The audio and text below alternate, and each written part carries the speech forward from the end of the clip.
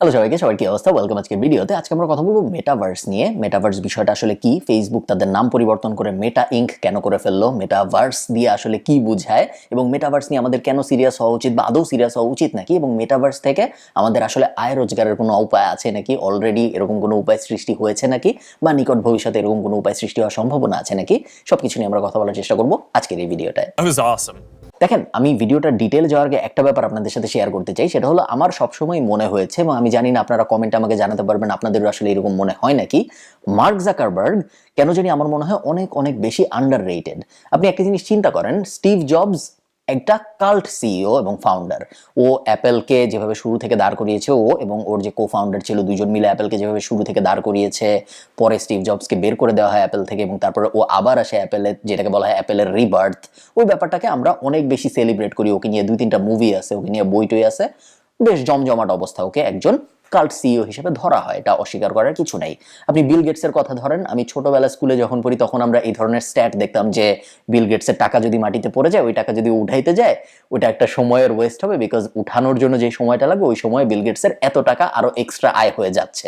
Bill Gates পুরা দুনিয়ায় বহুল জনপ্রিয় একজন মানুষ, যদিও ওর এখন এক্সট্রা ম্যারিটাল অ্যাফেয়ার নিয়ে অনেক ধরনের সমালোচনা হচ্ছে, বাট বিল গেটসকে অনেক সেলিব্রেট করা হয়। বিল গেটসের একটা নেটফ্লিক্সে ডকুমেন্টারিও আছে, যে the mind of Bill Gates, এরকম কিছু একটা নাম দিয়ে। আপনি ইলন মাস্কের কথা ধরেন, ইলন মাস্ক যেহেতু উচ্চাভিলাষী প্রজেক্টস নিয়ে কাজকর্ম করে, মানুষকে মঙ্গলে পাঠানোর চেষ্টা করছে বা ইলেকট্রনিক কার বানানোর চেষ্টা করছে, এবং প্লাস ও যেহেতু টুইটারে বেশ অ্যাক্টিভ, বিভিন্ন সোশ্যাল পলিটিক্যাল কনটেক্সটেও সারাক্ষণ কমেন্টারি দিচ্ছে, বিভিন্ন টুইট করছে, যে কারণে ওকে নিয়েও মিডিয়া সবসময় কথাবার্তা বলছে। এবং আমি বলছি না যে ওকে নিয়ে কথাবার্তা বলা উচিত না, বাট বলছে। আপনি আমাদের অ্যামাজনের জেফ বেজোসের কথা চিন্তা করেন, ও কয়েকদিন আগে স্পেসে গেল ব্লু অরিজিন নিয়ে, এবং যেটার কারণেও মিডিয়ায় ওকে নিয়ে অনেক কথাবার্তা হচ্ছে, প্লাস অ্যামাজনের বিভিন্ন কাজকর্মের কারণে জেফ বেজোস সবসময় মিডিয়ায় আছে। এখন আপনি চিন্তা করেন, আপনি লাস্ট টাইম মার্ক জাকারবার্গকে নিয়ে কবে মিডিয়ায় একটা ইন্টারভিউ দেখছেন নর্মাল, বা মার্ক জাকারবার্গকে নিয়ে কবে আপনি নর্মাল একটা ডকুমেন্টারি দেখেছেন বা নর্মাল একটা আর্টিকেল পড়েছেন যেখানে মার্ক জাকারবার্গের জীবনী নিয়ে বা ওর কাজকর্ম নিয়ে কথাবার্তা আছে? খুব বেশি কিন্তু নাই। আপনারা অনেকেই জানবেনই না যে মার্ক জাকারবার্গ চাইনিজ ভাষায় কথা বলতে পারে ফ্লুয়েন্টলি, বা আপনারা অনেকে জানবেনই না যে ওর একটা চাইনিজ ওয়াইফ আছে। মার্ক জাকারবার্গ অনেক অনেক বেশি আন্ডাররেটেড আমার মনে হয় এই কারণে, কারণ সে একজন ফাউন্ডার অ্যান্ড সিইও। আর্গুয়েবলি সে দুনিয়ার সবচেয়ে বড় সোশ্যাল মিডিয়া এম্পায়ারের মালিক। সেইটা পুরাটা শুরু করেছে ডর্ম রুমে বসে, এবং এখনো যে তার বয়স খুব বেশি তা না। সে একজন ভিশনারি মানুষ। আমরা এই ব্যাপারটা কোনোভাবেই অস্বীকার করার কোনো সুযোগ নাই যে মার্ক জাকারবার্গ আমার আপনার থেকে অনেক অনেক ভালো বুঝে যে মানুষের ফিউচার অ্যাটেনশন কোথায় যাচ্ছে। আমি আপনাকে এক্সাম্পল দিই, তাহলে আপনার বুঝতে সুবিধা হবে। ধরেন, যখন ইনস্টাগ্রাম কিনলো ফেসবুক, $1 বিলিয়ন দিয়ে ইনস্টাগ্রাম কিনে, তখন সবাই ভেবেছিল যে $1 বিলিয়ন দিয়ে একটা অ্যাপ মানুষ কেন কিনবে। অনেকে ভেবেছিল মার্ক জাকারবার্গ ফেসবুকের সফলতার কারণে ওর টাকা মাথায় উঠে গিয়েছে, ও এখন আর বুঝতেছে না টাকা দিয়ে কি করবে, ও পাগলের মতো টাকা খরচ করতেছে, এই কারণে ও এরকম একটা অ্যাপ কিনছে। কয়জনই বা ইনস্টাগ্রাম ইউজ করতো ওই সময়। সে একটা অ্যাপ কিনলো $1 বিলিয়ন দিয়ে। ওই অ্যাপ 16 বছর পরে আজকে কি অবস্থা আপনারা জানেন। এটা যদি একবার হয়তো র্যান্ডমলি, তাহলে আমরা বলতে পারতাম যে মার্ক জাকারবার্গ অত বুঝে না, আন্দাজে একটা অ্যাপ ও কিনে ফেলছে, লাকি হয়ে গেছে ও। বাট আপনি দেখেন, ও তার কিছুদিন পরে হোয়াটসঅ্যাপ কিনলো, এবং তখন সবাই বলল যে মার্ক জাকারবার্গ হোয়াটসঅ্যাপ কেন কিনতেছে। মেসেঞ্জার, ফেসবুকের যে সলিউশন, মেসেঞ্জার নিজেই একটা হোয়াটসঅ্যাপ টাইপই জিনিস, মেসেজ আদান প্রদানের একটা সলিউশন। সো আপনার যখন এইরকম একটা প্রোডাক্ট অলরেডি আছে, আপনি এরকম আরেকটা প্রোডাক্ট কেন কিনবেন এত টাকা দিয়ে?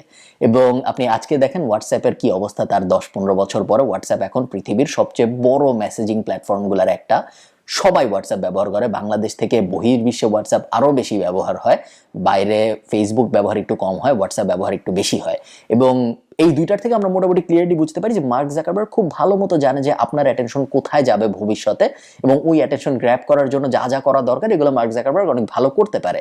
এই দুইটা ছাড়াও আরও এক্সাম্পল আছে, যেমন ধরেন স্ন্যাপচ্যাট বেশ জনপ্রিয় একটা প্ল্যাটফর্ম, এবং স্ন্যাপচ্যাট ফেসবুক কিন্তু কিনতে চাইছে, কিনতে পারে নাই, কারণ স্ন্যাপচ্যাট বিক্রি করতে রাজি হয় নাই। এইটা স্ন্যাপচ্যাট পাবলিকলি ট্রেডেড কোম্পানি হওয়ার, যখন ওরা ন্যাসডাকে লিস্ট করলো তার আগের কাহিনী। সিমিলার উইথ টিকটক, গত বছর অনেকেই টিকটক কিনতে চেয়েছে, গুগল টিকটক কিনতে চেয়েছে, আই থিঙ্ক অ্যামাজনে টিকটক কিনতে চেয়েছে, এবং ফেসবুকে টিকটক কিনতে চেয়েছে। বেশ ওপেনলি ওরা বলেছে যে আমরা টিকটককে কিনতে আগ্রহী, যেটা শেষ পর্যন্ত ওরা করতে পারে নাই। সো এগুলো আমি এই জন্যই বলছি, এটা আপনাদের বোঝানোর জন্য যে মার্ক জাকারবার্গ যখন একটা প্ল্যান করছে, এবং ও যখন বলছে যে ভবিষ্যৎ দুনিয়াটা এমন হবে যেই দুনিয়ায় মানুষ মেটাভার্সে বেশি সময় ব্যয় করবে কম্পেয়ার টু রিয়েল দুনিয়া, আমার মতে ওই ব্যাপারটাকে আমাদের অনেক সিরিয়াসলি নেওয়া উচিত। কারণ এটা এমন না যে র্যান্ডম একটা ইউটিউবার এসে বলে দিচ্ছে, এটা এমন একজন বলছে যার এরকম সফল ট্র্যাক রেকর্ড আছে এই ধরনের জিনিসপত্র প্রেডিক্ট করার। তো এখন কথা আসতে পারে যে আচ্ছা, মেটাভার্স নিয়ে এত ডিটেল আলাপ আলোচনায় যাওয়ার আগে আমাদের প্রথমে মনে হয় একটু বোঝা উচিত যে মেটাভার্স ব্যাপারটা আসলে কি। আচ্ছা, মেটাভার্স ব্যাপারটা কি এটা বোঝানোর জন্য আমি আপনাদের জটিল কোনো সায়েন্টিফিক তত্ত্বে নিয়ে যাব না, আমি খুব সহজ করে আপনাদের বোঝানোর চেষ্টা করছি। মেটা আর ভার্স দুইটা ওয়ার্ড। মেটা কথাটার মানে পপ কালচারে হলো সেলফ অ্যাওয়্যার হওয়া, আপনি জানেন আপনি কোথায় আছেন। আর ভার্স কথাটা এসেছে ইউনিভার্স থেকে বা বিশ্ব ব্রহ্মাণ্ড থেকে। সো মেটাভার্স কথাটার মানে তাহলে কি দাঁড়ায়? মেটাভার্স কথাটার মানে হইল এমন একটা ইউনিভার্স যে ইউনিভার্সের ক্যারেক্টাররা সেলফ অ্যাওয়্যার যে ওরা কোন ইউনিভার্সে আছে। এটা আমি যদি আরেকটু সহজ করে বলি, আপনারা যখন গেম খেলেন, ধরেন আপনি মোস্তফা খেলতেছেন বা আপনি ফিফা 21 খেলতেছেন বা আপনি জিটিএ খেলতেছেন, চিন্তা করেন আমি যখন ফিফা খেলছি, ফিফার ভেতরে যে মেসিটা দৌড়াচ্ছে, ওই মেসিটা বা ওই নেইমারটা যদি জানে যে ও একটা গেমের মধ্যে আছে, তাহলে আমরা ওই ফিফা গেমটাকে একটা মেটাভার্স বলতে পারি। এখন অবশ্যই আমরা যে ফিফা খেলি ওই ফিফার ভিতরে মেসি তো আসলে জানে না যে ও একটা গেমের মধ্যে আছে, ও সেলফ অ্যাওয়্যার ক্রিয়েচার না। কিন্তু আমরা যে মেটাভার্সের কথা বলছি, যেটা মার্ক জাকারবার্গ বলছে আগামী 12 বছরের মধ্যে 1 বিলিয়নেরও বেশি মানুষ এই মেটাভার্স জয়েন করবে, এই মেটাভার্সটা এমন হবে যে এই মেটাভার্সে সবাই সেলফ অ্যাওয়্যার, বিকজ আমরা অ্যাকচুয়াল মানুষজনই আসলে ওই মেটাভার্সে জয়েন করব ভিআর এবং এআর এর মাধ্যমে। এবং এই ব্যাপারটা বেশ ইন্টারেস্টিং। এবং আপনি যখন এই ব্যাপারটা ভাববেন যে এমন না উনি বলছে যে 100 বছর পরে এটা হবে বা 200 বছর পরে এটা হবে, আগামী 12 বছরের মধ্যে ফেসবুক চেষ্টা করছে বা মেটা ইনকর্পোরেটেড চেষ্টা করছে এমন একটা মেটাভার্স বানানোর জন্য যেই মেটাভার্সের মধ্যে 1 বিলিয়নেরও বেশি মানুষ প্রতি 8 জনের একজন বা 7 জনের একজন সময় কাটাবে। এবং এমন একটা সময় আসার সম্ভাবনা বেশ বেশ বেশ প্রতীয়মান যেখানে মানুষ মেটাভার্সে বা এই ফেক ইউনিভার্সে বেশি সময় কাটাবে কম্পেয়ার টু রিয়েল ইউনিভার্স বা আসল দুনিয়া। ব্যাপারটা কিন্তু আসলে অত অবাক করার মতো যে তাও না। আমরা এখন অলরেডি ফেক দুনিয়ায় থাকি, বাট আমরা এখন ফেক 2D দুনিয়ায় থাকি, 2 ডাইমেনশনাল দুনিয়ায় থাকি। আমরা 3D ফেক দুনিয়া এখনো পাই নাই। আমরা যখন ফেসবুকে ব্রাউজ করছি, ধরেন আমরা স্ক্রল করে যাচ্ছি আমাদের মোবাইলের ভেতরে ফেসবুকে বা ইনস্টাগ্রামে, এটা তো একটা ফেক দুনিয়া, তাই না? আমাদের মোবাইলের ভেতর যে দুনিয়াটা, ওই ফেক দুনিয়াটার ভিতরে আমাদের ফ্রেন্ড আছে, ফ্রেন্ডদের অ্যাভাটার আছে, ফ্রেন্ডদের প্রোফাইল আছে, সেই প্রোফাইলের ভিতর প্রোফাইল পিকচার আছে, কভার ফটো আছে, সবকিছুই তো আসলে ফেক, তাই না? রিয়েলের একটা রিপ্রেজেন্টেশন, ওইটার ভেতরেই আমরা কত সময় কাটাই। আপনি চিন্তা করেন আমরা আশপাশে তাকায় একটা 3D ইমার্সিভ এক্সপিরিয়েন্স নিতে পারি না, আমাদের মোবাইলের ছোট্ট স্ক্রিনে বা ল্যাপটপ কম্পিউটারের বড় স্ক্রিনেই তাকাইতে হয়, তাতেও আমরা কত সময় এই ফেক দুনিয়াটায় কাটাই। এখন আপনি চিন্তা করেন এমন একটা দুনিয়া যেখানে আমি একটা গগল পরবো, ভিআর গগল, এবং তারপরে আমি ডান দিকে তাকাবো একটা বন্ধুকে দেখতে পারবো, বাম দিকে তাকাবো আরেকটা বন্ধুকে দেখতে পারবো, এবং তাদের সাথে আমি যখন কথাবার্তা বলবো একদম একটা রিয়েল লাইফের রিপ্রেজেন্টেটিভ স্টাইলে কথাবার্তা হবে। সো পুরো এক্সপিরিয়েন্সটাই অনেক বেশি রিয়েল হবে এবং অনেক বেশি এমন হবে যেন আমরা রিয়েল লাইফের সাথে ওই মেটাভার্সের আর ক্লিয়ার ডিস্টিংগুইশন করতে পারবো না, আদার দেন কয়েকটা ছোট ছোট ব্যাপার যেমন sense of smell, sense of touch, এই ধরনের কিছু কিছু ব্যাপার ছাড়া বেসিক্যালি আমাদের মোবাইলের ভেতর বা আমাদের ল্যাপটপের স্ক্রিনে যে জিনিসটা ছিল ওইটারই একটা অনেক অনেক অ্যাডভান্সড ভার্সন আমাদের সামনে আসতে যাচ্ছে। এবং অলরেডি যেই ভার্সন আছে ওই ভার্সনে আমরা যেই পরিমাণ অ্যাডিক্টেড, এইটা বোঝার জন্য খুব বেশি আইনস্টাইন হওয়া লাগে না যে এইরকম একটা অ্যাডভান্সড ভার্সন যখন আসবে ওই ভার্সনেও আমাদের অনেক বেশি অ্যাডিক্টেড হয়ে যাওয়ার চান্স অনেক বেশি। এবং এক্সপার্টরা অলরেডি এটাই প্রেডিক্ট করছে, তারা বলছে যে এমন একটা দুনিয়া আমরা খুব তাড়াতাড়ি দেখতে পারবো যেখানে বিভিন্ন বড় বড় কোম্পানি, ফেসবুক তো অলরেডি অ্যানাউন্স করেছে যে ওদের মেটাভার্স আসছে, গুগলেরও নিজেদের মেটাভার্স আসবে, মাইক্রোসফট অলরেডি বলেছে তারা ওদের মেটাভার্স নিয়ে কাজকর্ম করা শুরু করেছে, এছাড়া বিভিন্ন গেমিং কোম্পানি যেমন এপিক গেমস বলছে তারা তাদের মেটাভার্স বানাচ্ছে। সো এইরকম মেটাভার্স অনেকেই বানানোর চেষ্টা করবে এবং তাদের মধ্যে অনেকেই ফেল করবে এবং অনেকেই সাকসেসফুল হবে, বাট এই ব্যাপারটা মোটামুটি নিশ্চিত আগামী 12, 15, 20 বছরের মধ্যে আমরা এরকম দুনিয়া দেখতে পাচ্ছি যেখানে প্রত্যেকটা মানুষের দুইটা দুনিয়া থাকবে, একটা হলো রিয়েল দুনিয়া, একটা হলো মেটাভার্স, যেটাকে আসলে তখন আর তারা ফেক দুনিয়া বলবে না, কারণ রিয়েল দুনিয়া যত ইম্পর্টেন্ট ফেক দুনিয়াটা ততটাই ইম্পর্টেন্ট। এবং যেহেতু এটা একটা 3D এক্সপিরিয়েন্সের ভিতরে চলে আসতেছে, এই কারণে মেটাভার্সে আমরা অনেক কিছু করতে পারবো যেটা আসলে এখনকার সোশ্যাল মিডিয়া বা এখনকার ইন্টারনেট কনটেক্সটে আমরা করতে পারি না। যেমন মার্ক জাকারবার্গ ওর প্রেজেন্টেশনে বলেছে যে মেটাভার্সে মানুষ চাকরি করতে যাবে। আজকে আমরা রেডি হয়ে রাস্তায় বের হয়ে হেঁটে বা গাড়িতে করে অফিসে যাই, তখন আমরা গগল পরবো, গগল পরে ভার্চুয়াল অফিসে চলে যাব, যেখানে অন্যান্য অফিসের কর্মচারীরাও ভার্চুয়ালি আসবে এবং তারপরে আমরা সবাই মিলে কাজকর্ম করব। এই ব্যাপারটাই তখন নর্মাল হবে। এগুলো বেশ অবাক করার মতো, কিন্তু আপনি যদি একটু চিন্তা করেন 20 বছর আগে টেকনোলজি কোথায় ছিল। 20 বছর আগে আপনি এইটা ভাবেন না যে আপনার বাসায় ফুড ডেলিভারি আসবে, আপনি অনলাইনে অর্ডার দিবেন, বা আমরা অ্যাপ কি জিনিস, স্মার্টফোন কি জিনিস, এগুলো কিছুই জানতাম না 20 বছর আগে। সো 20 বছরের মধ্যে বা 12 বছরের মধ্যে অনেক কিছুই আসতে পারে যেগুলোর ব্যাপারে আমাদের এখন কোনো রকম ধারণা নাই। আপনি যদি 20 বছর আগে চিন্তা করতেন আপনি ইন্টারনেটে ইউটিউবে বসে কিছু দেখবেন, আপনি হয়তো এরকম চিন্তা ভাবনা করতেন না, বা আপনার মা বাবা আপনার দাদা দাদি তো এরকম চিন্তা ভাবনা করতোই না। একইভাবে আগামী 20 বছরের মধ্যে কি পরিমাণ পরিবর্তন আসতে পারে ওইটা আমরা এখন এক্সপেক্ট করতে পারবো বা প্ল্যান করতে পারবো, এই সম্ভাবনাও বেশ কম, সেম লজিকে আপনি যদি চিন্তা করেন। আচ্ছা, বাই দ্য ওয়ে, ফেসবুক কিন্তু রিসেন্টলি বেশ কন্ট্রোভার্সির মধ্যে দিয়ে যাচ্ছে। আপনারা অনেকেই হয়তো জানেন যে ফেসবুকের কয়েকজন হুইসেল ব্লোয়ার, ফার্স্টে একজন পরে আরেকজন বের হয়ে এসেছে এবং ফেসবুকের বিভিন্ন রিসার্চ পেপার লিক হয়েছে। যেই সব রিসার্চ পেপারের মধ্যে অনেকগুলো ক্রিটিক্যাল ব্যাপার স্যাপার ছিল, যার মধ্যে যেটা নিয়ে সবচেয়ে বেশি আলোচনা হয়েছে সেটা হলো ফেসবুক একটা রিসার্চ করেছিল, যে ফেসবুকের নিজেদের রিসার্চ ছিল, এবং এই রিসার্চে ওরা জেনেছিল যে ফেসবুকের যে প্রোডাক্ট ইনস্টাগ্রাম, যেটা এখন মেটা ইনকের প্রোডাক্ট, এখন তো ফেসবুক ইনস্টাগ্রাম সবকিছুই মেটা ইনকর্পোরেটেডের প্রোডাক্ট। সো মেটা ইনকর্পোরেটেড যে প্রোডাক্ট ইনস্টাগ্রাম, ওই ইনস্টাগ্রাম ব্যবহারের কারণে টিনেজ গার্লসদের মধ্যে সুইসাইডাল টেন্ডেন্সি বাড়ে। এরকম বিভিন্ন বিষয় ওই ফেসবুকের যে রিসার্চটা ছিল, ওই রিসার্চ পেপারটা যে লিক করেছে, সে ওইরকম বিভিন্ন বড় একটা রিসার্চ পেপার, ওটা নিয়ে নিউ ইয়র্ক টাইমস বিশাল আর্টিকেল করেছে, আপনারা চাইলে পড়ে আসতে পারেন। তো ওই রিসার্চ পেপারের মধ্যে এরকম অনেক ইন্টারেস্টিং ব্যাপার স্যাপার ছিল, যেই কারণে অনেকে ভেবেছে যেহেতু ওই রিসার্চ পেপারটা পাবলিশ হওয়ার পরে কংগ্রেস হিয়ারিং হলো হুইসেল ব্লোয়ারটাকে নিয়ে, এবং তার ঠিক কয়েকদিন পরে ফেসবুক তাদের নাম পরিবর্তন করলো। সো অনেকে ভেবেছে যে এই যে কন্ট্রোভার্সিটা হলো ফেসবুকের সাথে, এই কন্ট্রোভার্সিটা অ্যাভয়েড করার জন্য, এবং তার কিছুদিন আগে ফেসবুক আবার 6 ঘন্টার জন্য বন্ধ ছিল। সো এই সব কন্ট্রোভার্সিগুলো অ্যাভয়েড করার জন্য ফেসবুক তাদের নাম পরিবর্তন করছে, যেন তারা বলতে পারে যে ওই সব প্রবলেম তো আসলে ফেসবুকের ছিল, মেটা ইনকর্পোরেটেডের কোনো প্রবলেম নাই। আমি এই লজিকের সাথে একদমই একমত না। আমার মনে হয় না ফেসবুক এই কারণে তাদের নাম পরিবর্তন করেছে, এবং এটার পিছনে আমার খুব শক্ত লজিক আছে। প্রথম লজিকটা হইল, ফেসবুক 2014 সালের দিকে, সাল ভুল হইতে পারে, আমি সাল টালের ব্যাপারে খুব একটা ভালো না, অকুলাস নামে একটা কোম্পানি কিনে, যেটা হলো একটা ভিআর গগল কোম্পানি।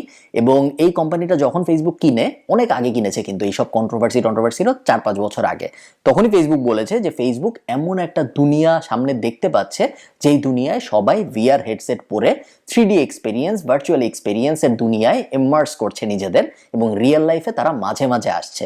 এখন যেরকম তারা মাঝে মাঝে ভার্চুয়াল ওয়ার্ল্ডে যায়, তখন তারা রিয়েল লাইফে মাঝে মাঝে আসছে। এরকম একটা দুনিয়া নিয়ে ফেসবুক গত 6-7 বছর আগেই এরকম একটা কোম্পানি কিনে ফেলেছে, যারা এই দুনিয়ার প্রোডাক্ট বানায়। সো এটা একটা লজিক, আপনি চিন্তা করতে পারেন যে ফেসবুক যে তাদের মেটাভার্স নিয়ে সিরিয়াস, এটা জাস্ট একটা শো এর জন্য না, এই ব্যাপারটা আসলেই তাদের মাথায় 5-6 বছর আগে থেকে ছিল। এই লজিক যদি আপনাদের পছন্দ না হয়, আরো লজিক আছে, সেটা হলো এখন যে আপনারা কন্ট্রোভার্সিটা দেখছেন যে টিনেজ বাচ্চাদের সুইসাইডাল রেট ইনক্রিজ হচ্ছে ইনস্টাগ্রাম ব্যবহারের কারণে, এটা তো একটা কন্ট্রোভার্সি ফেসবুকের। এর থেকেও অনেক বড় কন্ট্রোভার্সি ছিল যখন আমেরিকান ইলেকশন হইল, এবং কেমব্রিজ অ্যানালিটিকা এবং রাশিয়ার আমেরিকান ইলেকশনে যে মেডলিং, ওই ব্যাপারগুলো সব ফাঁস হয়ে গেল। দেখা গেল যে ফেসবুক পোস্টের মাধ্যমে, ফেসবুক গ্রুপ অ্যাক্টিভিটির কারণে, ফেসবুকে অ্যাড দেওয়ার মাধ্যমে ইলেকশন বেশ ভালোভাবেই রাশিয়া ম্যানিপুলেট করেছে আমেরিকান ইলেকশন, যেই কারণে প্রেসিডেন্ট যে হওয়ার কথা ছিল, অনেকে বলে যে সে না হয়ে অন্য আরেকজন হয়েছে। সো হিলারি ক্লিন্টন না হয়ে ডোনাল্ড ট্রাম্প প্রেসিডেন্ট হয়েছে, যেটা অনেকে বলে এটার একটা রাশিয়া এটার উপর একটা হাত ছিল। প্লাস ব্রেক্সিটের ক্ষেত্রে আমরা দেখেছি যে কেমব্রিজ অ্যানালিটিকা সেম, এবং কেমব্রিজ অ্যানালিটিকা তো সামনে এসেছে এরকম অনেক ডেটা কোম্পানি, যারা বিভিন্ন সোর্স থেকে ডেটা কালেক্ট করে তারপর ওই ডেটার উপর বেস করে কাকে কি ধরনের অ্যাড দেখাইলে সে কনভার্ট হওয়ার চান্স সবচেয়ে বেশি, ওই ব্যাপার স্যাপারগুলো করেছে। এবং এই পুরো ব্যাপারটা যখন সামনে আসে, ওইটা সবাই বলে ফেসবুকের ইতিহাসে সবচেয়ে বড় কন্ট্রোভার্সিগুলোর একটা। এবং ওই কন্ট্রোভার্সি আসার পরে কিন্তু ফেসবুক অনেকগুলো চেঞ্জ এনেছে। তার মধ্যে একটা ছিল অ্যাড লাইব্রেরি পাবলিক করা। এখন যে কেউ দেখতে পারে কোনো পেজ কি অ্যাড চালাচ্ছে। পলিটিক্যাল অ্যাড যারা চালায় ফেসবুকে, তাদেরকে আরো বেশি স্ট্রিক্ট রুলস অ্যান্ড রেগুলেশনের মধ্যে দিয়ে যেতে হয়, তাদের অনেক কিছু এক্সট্রা ভেরিফিকেশন করতে হয়, যেটা আমাদের করতে হয় না। এবং এই ধরনের বিভিন্ন ব্যাপার স্যাপার ফেসবুক তারপর আস্তে আস্তে ইমপ্লিমেন্ট করার চেষ্টা করেছে। এবং আমি যে জন্য এটা বলছি সেটা হলো, এই যে কেমব্রিজ অ্যানালিটিকার ব্যাপারটা ছিল, এইটা এই যে সুইসাইডাল টেন্ডেন্সি বাড়ার কেসটা, এইটার থেকেও অনেক অনেক অনেক বড় একটা স্ক্যান্ডাল ছিল। এবং ফেসবুকের যদি নাম পরিবর্তন করার বিন্দুমাত্র পরিকল্পনাও থাকতো, ওই সময় আসলে করা উচিত ছিল, এই সময় না করে, কারণ ওই কন্ট্রোভার্সির কাছে এই কন্ট্রোভার্সি কোনো কিছুই না। এছাড়াও ফেসবুকের বিভিন্ন সময় বিভিন্ন ছোট ছোট কন্ট্রোভার্সি তো হয়। ধরেন নিউজিল্যান্ডে যখন একটা শুটিং হলো, সেই শুটিং এর ভিডিও ফেসবুকে 6 লাভ হয়ে গেল, তখন একটা কন্ট্রোভার্সি হলো যে Facebook type platform video sensor করতে পারে না, তারা বুঝে না যে কোন ভিডিও আসলে দেখানো উচিত, কোন ভিডিও আসলে সেন্সর করা উচিত। এই ধরনের কন্ট্রোভার্সি ফেসবুকের সাথে বা ফেসবুকের অঙ্গ সংস্থান যারা, ফেসবুক আমি বারবার বলছি বাট ইনস্টাগ্রাম টাম যা যা আছে এগুলোর সাথে রেগুলারলি হয়, এবং ফেসবুকের যদি নাম পরিবর্তন করারই প্ল্যান থাকতো এই ব্যাপারগুলো ট্যাকেল করার জন্য, তাহলে এরকম অনেক অনেক সিনারিও গত 3-4 বছরে ছিল যে সময় ফেসবুক এই নাম পরিবর্তন করতে পারতো, যেটা তারা করে নাই। তো এই কারণে আমার মনে হয় যে এই আর্গুমেন্টটা যে ফেসবুক মেটাভার্স বানাচ্ছে বা ফেসবুক তাদের নাম পরিবর্তন করে মেটা ইনকর্পোরেটেড এই জন্য করে ফেলেছে কারণ তারা কন্ট্রোভার্সি থেকে বাঁচতে চাচ্ছে, এটা আসলে তেমন একটা স্ট্রং আর্গুমেন্ট না। ফেসবুক নিজেদের অ্যাপের নামও পরিবর্তন করে নাই, তারা তাদের হোল্ডিং কোম্পানির নাম পরিবর্তন করেছে। ফেসবুক অ্যাপের নাম বা ফেসবুক ওয়েবসাইটের নাম এখনো facebook.com-ই আছে, ওটা চেঞ্জ হয়ে meta.inc বা meta.com হয়ে যায় নাই।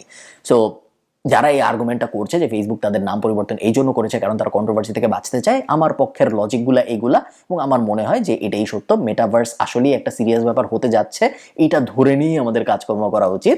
যেটা আমার এই ভিডিওর পরের পার্ট, সেটা হলো মেটাভার্সের ব্যাপারে আমরা আসলে কি করতে পারি, কি কি করা সম্ভব আমাদের পক্ষে এখন থেকেই, যাতে করে মেটাভার্সের বেনিফিট আমরা হাইয়েস্ট লেভেলে নিতে পারি। দেখেন, যখনই কোনো নতুন টেক এমার্জ করে তখন এই নতুন টেকের কারণে আশপাশের অনেকগুলো সাব ইন্ডাস্ট্রি বড় হওয়ার সুযোগ পায়। একদম একটা সহজ এক্সাম্পল আমি আপনাদের দেই। গত 5 বছরে আমরা এই এক্সাম্পলটা একদম আমাদের চোখের সামনে দেখেছি। বাংলাদেশে যখন থেকে ই কমার্স কোম্পানি জনপ্রিয় হওয়া শুরু করলো তখন থেকে কি হইলো, ই কমার্স কোম্পানি তো জনপ্রিয় হলোই, পাশাপাশি আমরা দেখলাম ডেলিভারি কোম্পানিগুলো আস্তে আস্তে এমার্জ করা শুরু করলো। নতুন নতুন অনেক ডেলিভারি কোম্পানি আসলো যেগুলো আগে ছিল না, বিকজ আগে ডেলিভারি কোম্পানির কোনো প্রয়োজনীয়তা ছিল না। আমরা দেখলাম পেমেন্ট গেটওয়ে কোম্পানি এসে ভালো ভালো ব্যবসা করা শুরু করলো, আমরা আমাদের ওয়েবসাইটে এসএসএল কমার্স ব্যবহার করি। সেরকম অনেক অনেক সাব ইন্ডাস্ট্রি আছে যেগুলো তখনই দাঁড়ায় যখন মেইন ইন্ডাস্ট্রি দাঁড়ায়। এই ব্যাপারটা আমি এই জন্য বলছি কারণ মেটাভার্স যেহেতু একটা মেইন ইন্ডাস্ট্রি হিসেবে দাঁড়াচ্ছে, অলরেডি কিন্তু এইটার থেকে বেনিফিশিয়ারি সাব ইন্ডাস্ট্রি আমরা দাঁড়ায় যেতে দেখছি। যেটা সবচেয়ে সহজ উদাহরণ হইলো, আপনি যদি এখন যে গুগল করেন বা ইউটিউব করেন, আপনি দেখবেন অলরেডি মেটাভার্স নিয়ে ইউটিউব চ্যানেল আছে অনেকগুলা, অলরেডি মেটাভার্স নিয়ে ব্লগ আছে অনেকগুলা, অলরেডি মেটাভার্স নিয়ে পডকাস্ট আছে অনেকগুলা, যেগুলো সবাই কিন্তু আর্লি শুরু করে দিয়েছে। মেটাভার্স এখনো এমন কোনো আহামরি বড় জিনিস হয়ে যায় নাই, কিন্তু এই যে আর্লি মুভার অ্যাডভান্টেজ পাবে এই কোম্পানিগুলা বা এই মানুষগুলা যারা আস্তে আস্তে নিজেদের কোম্পানি দাঁড় করাবে, 5 বছর পরে যে 10 বছর পরে যে দেখবেন এই মানুষগুলার কোম্পানিগুলা অনেক অনেক দামে 1 মিলিয়ন, 5 মিলিয়ন, 10 মিলিয়ন ডলারে বিক্রি হয়ে যাচ্ছে, যে এটা অপরচুনিটি নাম্বার 1। আপনি যদি পারেন, আপনার উচিত হবে মেটাভার্স রিলেটেড একটা ব্লগ, একটা ওয়েবসাইট, একটা পডকাস্ট, একটা ইউটিউব চ্যানেল, আপনার ক্যাপাসিটি ওয়াইজ যা পসিবল ওই ধরনের কোনো একটা ব্যাপারে কিছু করা যায় কিনা এটা নিয়ে একটু চিন্তা ভাবনা করতে, যেটা আমার মনে হয় সবচেয়ে সহজ উপায় মেটাভার্সের যে ট্রিকেল এফেক্ট, ওই ট্রিকেল এফেক্টটা থেকে বেনিফিট নেওয়ার চেষ্টা করার।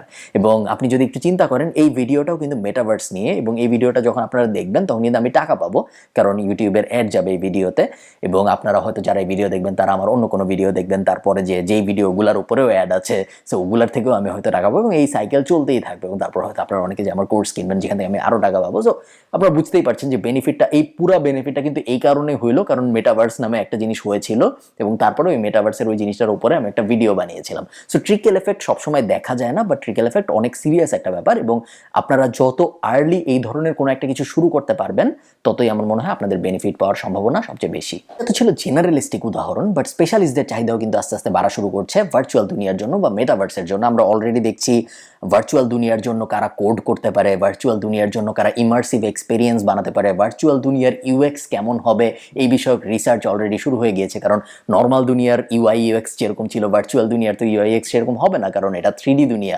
সো 3D দুনিয়ার ব্যাপার স্যাপার অন্যরকম হবে। সো ওই ধরনের দুনিয়ার এক্সপার্ট কারা হবে, বা আদৌ এক্সপার্ট আছে নাকি, বা এক্সপার্ট কীভাবে বানানো যায়, এই ধরনের ব্যাপার স্যাপার নিয়ে কিন্তু অলরেডি রিসার্চ শুরু হয়ে গিয়েছে। এবং অনেকেই যারা এখন প্ল্যান করছে যে আমি মেটাভার্সের জন্যই ডিজাইনার হব, আমার সব ডিজাইন হবে 3D-তে, আমি শুধু মেটাভার্সের জন্যই কাজ করব, বা আমি মেটাভার্সে কিভাবে কোনো একটা কোম্পানি মার্কেটিং করতে পারে এই জন্য একটা এজেন্সি দাঁড় করাবো, এবং আমার এজেন্সির স্পেশালিটি এইটাই হবে যে আমরা মেটাভার্সে তোমাকে পপুলার করি, বা আমরা মেটাভার্স মার্কেটিং এজেন্সি। এই ধরনের বিভিন্ন র্যান্ডম উইয়ার্ড আইডিয়া কিন্তু আমাদের এখন মনে হচ্ছে স্বপ্ন, বাট আগামী 2 থেকে 5 বছরের মধ্যে বা 6-7 বছরের মধ্যে আমরা দেখতে পাবো খুব খুব বাস্তব উদাহরণ।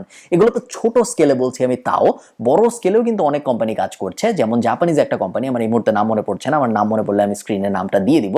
সেই কোম্পানি অলরেডি মেটাভার্সে যখন আপনি ভার্চুয়াল গগল পরে ভিআর এআর মিলায় কাজ করবেন তখন আপনি যেন আরো রিয়েল এক্সপিরিয়েন্স পান, এই কারণে স্মেল নিয়ে কাজ করছে, যে একটা ছোট ডিভাইস, ওই ডিভাইসটা আপনার টেবিলে রাখা থাকবে, আপনি ভিআর ওয়ার্ল্ডে যা দেখবেন, ধরেন আপনি একটা গেম খেলছেন, ওই গেমে আপনি একটা জঙ্গলের মধ্যে দিয়ে যাচ্ছেন, ওই ডিভাইসটার কাজ হবে একটা জঙ্গলের স্মেল আপনাকে দেওয়া, যেন আপনার আরো মনে হয় আপনি একটা রিয়েল দুনিয়ায় আছেন।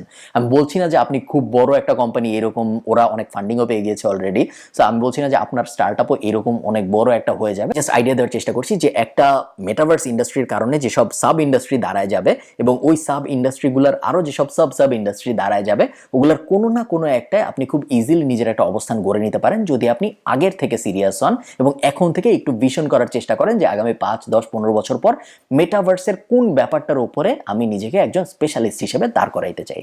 খুব ইন্টারেস্টিং একটা দুনিয়া হতে যাচ্ছে আগামী 10 থেকে 15 বছর পর। আমি বেশ আগ্রহ নিয়ে অপেক্ষা করছি আগামী 15 বছর পরে দুনিয়াটা কিরকম হয়, মেটাভার্সের দুনিয়ায় আমরা কি করি না করি ওই ব্যাপারগুলো দেখার জন্য। আমি জানি না আপনাদের কি ধারণা এই মেটাভার্সের ব্যাপারে। খুব ইন্টারেস্টিং একটা সময় হতে যাচ্ছে, এইটা নিয়ে তো কোনো সন্দেহ নাই। আপনাদের কাছে আমার একটা প্রশ্ন আছে এই ভিডিওটা শেষ করার আগে, সেটা হলো আপনার কি মনে হয় যখন মেটাভার্স হবে এটা নিয়ে কোনো সন্দেহ নাই, বাট যখন হবে এবং যখন মেটাভার্সের দুনিয়াটা রিয়েল লাইফের দুনিয়াটার থেকে বেশি ইন্টারেস্টিং হবে, কারণ দেখেন আমরা যখন ফেসবুক স্ক্রল করি, ফেসবুকের দুনিয়া তো আমাদের আসল দুনিয়ার থেকে বেশি ইন্টারেস্টিং, তাই না? এই কারণে তো আমরা ফেসবুকে বেশি সময় থাকি। ফেসবুক একটা অর্গানাইজড প্ল্যাটফর্ম, ওইখানে হেট রেট একটু কম, ওখানে ঝামেলা একটু কম, ফেসবুকের ভিতরে আমার চুরি চামারি হয়ে যাওয়ার চান্স একটু কম। সো ওইটা একটা হ্যাপি প্লেস, ওইখানে ডোপামিন নিঃসরণ বেশি হয়। সো মেটাভার্সে যখন ওই ব্যাপারটা আরো অনেক বেশি হবে, আপনাদের কি মনে হয় মানুষ কি আসলেই মেটাভার্স থেকে রিয়েল লাইফে ব্যাক করতে চাবে? যদি না চায়, সেটাকে আসলে ভালো ব্যাপার হবে হিউম্যানিটির জন্য? আপনারা আমাকে কমেন্টে জানাবেন। ভালো থাকেন সবাই, আপনাদের সাথে আমার দেখা হবে পরের কোনো একটা ভিডিওতে। টাটা।